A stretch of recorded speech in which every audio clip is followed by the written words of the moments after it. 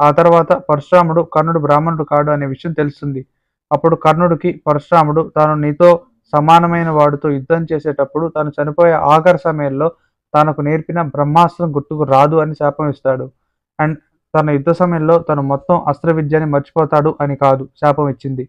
Number 2 బ్రాహ్మణుడి శాపం. ఒకసారి కర్ణుడు మహేంద్రగిరి పర్వతం పైన ఉన్న పరశురాముడి దగ్గర విద్య నేర్చుకోవడానికి వెళ్తాడు.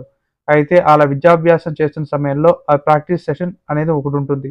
ఆ ప్రాక్టీస్ చేసే టైంలో ఒక బాణం వెళ్ళి అనుకోకుండా ఒక గోవుకి తగులుతుంది. అప్పుడు ఆ గోవు మరణిస్తుంది.